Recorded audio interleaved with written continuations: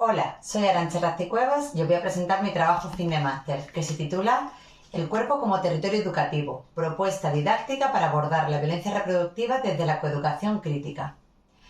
Este trabajo fin de máster que os presento parte de una propuesta epistemológica feminista crítica que nos permite analizar la invisibilización de la violencia reproductiva en el currículo de bachillerato, concretamente en la asignatura optativa de Educación para la Convivencia Democrática 1.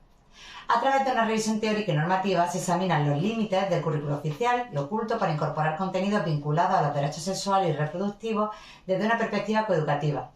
El trabajo incluye el diseño de una situación de aprendizaje dirigida al alumnado de primero de bachillerato, centrada en la toma de conciencia de la sociedad actual, la propiocepción del cuerpo propio y la elaboración de contranarrativas críticas sobre la violencia reproductiva. La propuesta combina metodologías activas, pedagogía crítica y los principios del diseño universal para el aprendizaje, con el objetivo de politizar el aula como espacio legítimo para el conocimiento, el análisis estructural y la transformación social. El objetivo de TTFM es doble. Por un lado, se propone problematizar críticamente la ausencia de contenidos relacionados con los derechos sexuales y reproductivos, y más concretamente con la violencia reproductiva en el currículum de bachillerato. Por otro lado, se plantea el diseño y justificación de una propuesta didáctica que permita abordar estos temas desde una mirada coeducativa, interseccional y que subvierta el orden patriarcal imperante. Esta propuesta está dirigida al alumnado de primero de bachiller, en concreto al alumnado que se matricule en la optativa Educación para la Convivencia Democrática 1 y se articula en torno a una situación de aprendizaje que combina el análisis crítico del currículum, el trabajo colectivo con materiales audiovisuales y la creación de contranarrativa a través de un producto comunicativo final. La elección del tema responde a la necesidad urgente de reconocer y visibilizar formas de violencia históricamente normalizadas, negadas o silenciadas en el ámbito educativo, tales como el control institucional sobre los cuerpos de las mujeres, sus ciclos biológicos, la medicalización del parto, la estigmatización del aborto o el nuevo mercado reproductivo global. Todas estas cuestiones no solo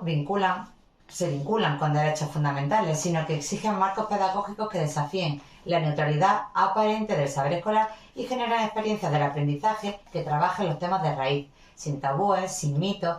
con rigurosidad y sin pudor. Desde esta perspectiva, el cuerpo se convierte no en un objeto de estudio externo, sino en un lugar legítimo de conocimiento, memoria y agencia. Los objetivos del TFM son elaborar el marco teórico riguroso y actualizado sobre la violencia reproductiva desde una perspectiva feminista que permita contextualizar el fenómeno en una dimensión histórica, política y pedagógica, así como visibilizar sus manifestaciones en los discursos y prácticas institucionales. 2. Enseñar y desarrollar una situación de aprendizaje enmarcada en la asignatura Educación para la Convivencia Democrática 1 que se imparte en primero de bachiller, orientada a abordar de forma crítica, participativa y coeducativa las distintas expresiones de violencia reproductiva en contextos contemporáneos. Y 3. Realizar un análisis didáctico del tratamiento y especialmente de la omisión de los contenidos vinculados a la violencia reproductiva y los derechos sexuales y reproductivos en el currículo de bachillerato, prestando especial atención a los sesgos del currículo oculto y a las posibilidades de intervención pedagógica desde un enfoque feminista y de justicia social. La fundamentación epistemológica de la que parte mi TFM es feminista, entendida como un movimiento político orientado a la emancipación de las mujeres y a la transformación radical del sistema patriarcal. Esta teoría es per se abolicionista respecto a las formas de explotación y mercantilización del cuerpo femenino. Esta posición parte de la comprensión de que el consentimiento no es sinónimo de libertad cuando está mediado por desigualdades estructurales, precariedad económica o opresión cultural, y que prácticas como la prostitución, la donación de óvulos y la gestación subrogada no son manifestaciones de empoderamiento sino formas modernas de explotación patriarcal y capitalista y que, lejos de tratarse de elecciones individuales aisladas, deben entenderse dentro de un sistema que mercantiliza el cuerpo de las mujeres. Me baso en una propuesta coeducativa crítica que no debe entenderse únicamente como una metodología didáctica para promover la igualdad de género en la escuela, sino como un posicionamiento pedagógico, político y epistemológico que interpela de raíz al sistema educativo y su función reproductora de desigualdades, buscando y cuestionando las estructuras patriarcales que han permeado el sistema educativo. En el Estado español, la educación de las mujeres ha estado marcada por una historia de exclusión y subordinación. El acceso de la niña a la educación formal fue tardío, profundamente desigual y condicionado por roles de género que la relegaba al ámbito doméstico. La llegada de la democracia y las sucesivas reformas educativas, LODE, LOCSE, LOE, LOMCE y LOMLOE, han supuesto una progresiva introducción del principio de igualdad, pero casi siempre de una lógica compensatoria. Es decir, Se trata de introducir a la mujer en un sistema que no ha sido pensado para ella sin transformar su estructura ni problematizar sus fundamentos patriarcales. No ha sido hasta 2020 con la LOMLOE que se ha reconocido la necesidad de incorporar la igualdad y la prevención de la violencia machista, pero su aplicación a los centros sigue siendo fragmentaria, no sistemática y muy dependiente del compromiso del profesorado. Desde una mirada feminista, la coeducación no puede limitarse a la inclusión simbólica de referentes femeninos ni a la organización de actividades puntuales en los centros escolares en fechas señaladas como el 8M o el 25N. Con esta formación se pretende cuestionar el currículum oculto, las normas de género que atraviesan las relaciones escolares, la distribución del poder en el aula y los saberes que se consideran legítimos.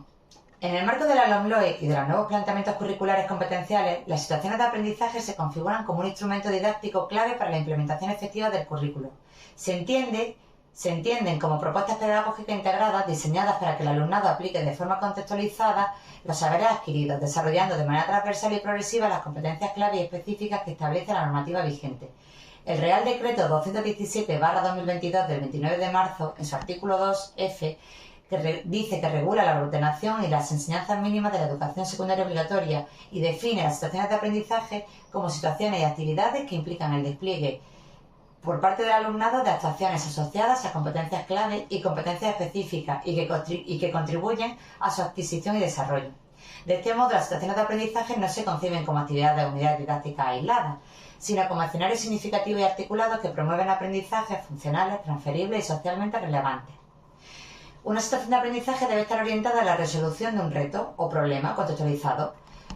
con sentido para el alumnado, de modo que se vincule al entorno físico, cultural o social en el que vive y que le permita movilizar diversos saberes de forma integrada. Esto implica un enfoque metodológico, activo, participativo y flexible, centrado en la acción del alumnado como sujeto protagonista de su proceso educativo. Además, el diseño de la situación de aprendizaje debe contemplar una secuencia didáctica estructurada donde se prevean fases de activación de conocimientos previos, exploración, resolución del reto, sistematización y socialización del aprendizaje. Este enfoque exige una planificación coherente de objetivos de aprendizaje, criterios de evaluación e instrumentos de recogida de evidencia, garantizando así la evaluación formativa y competencial. Uno de los pilares fundamentales en la elaboración de una situación de aprendizaje es la atención a la diversidad del alumnado, en consonancia con los principios del diseño universal para el aprendizaje. Esto supone diseñar propuestas que incluyan múltiples formas de representación de la información, de implicación y de expresión, facilitando que todo el alumnado pueda acceder, participar y progresar en los aprendizajes independientemente de sus características individuales. A diferencia de enfoques más tradicionales centrados en la transmisión unidireccional de contenidos, la situación de aprendizaje promueve una mirada crítica, interdisciplinar y reflexiva del conocimiento. Por ello se convierte en una herramienta idónea para incorporar enfoques con la educación inclusiva, la coeducación o la ciudadanía global crítica, alineándose con los principios que orientan la escuela del siglo XXI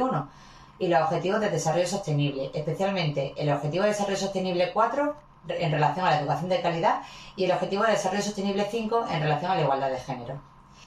Mi propuesta es desarrollar una situación de aprendizaje de 8 sesiones titulada Porque nací mujer, diseñada para la asignatura de Educación para la Convivencia Democrática 1 en el primer curso de bachillerato.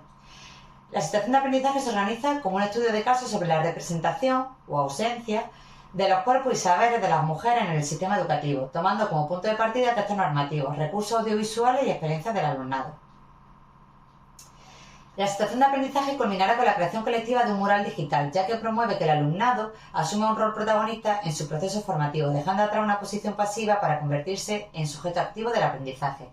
Este enfoque pone el acento en el desarrollo competencial a través de metodologías de corte constructivista, participativo y colaborativo, cada vez más presentes en las prácticas docentes actuales. La elaboración del mural digital, en tanto que proceso de investigación y creación, permite romper con el imaginario de que aprender historia o derechos es algo ajeno, aburrido o memorístico, promoviendo una aproximación vivencial y rompedora. Cada mural se nutrirá de 3 fuentes esenciales: las reflexiones generadas en el aula a lo largo de las sesiones, el trabajo autónomo de la documentación, análisis y diseño que se hará de forma grupal y, por último, las experiencias recogidas en la visita final al centro de salud. Los grupos abordarán cada uno de los 4 ejes temáticos: 1. La menstruación y la fertilidad; 2. Maternidad, aborto y parto; 3. Técnicas de reproducción humana asistida y mercado de gametos; y 4. Gestación subrogada. Cada parte del mural deberá incluir una introducción justificativa, un diagnóstico crítico del problema, una contrapropuesta que visibilice derechos, resistencia o alternativas y una inclusión con bibliografía que conecte el trabajo con el papel del alumnado como agente de cambio en su comunidad.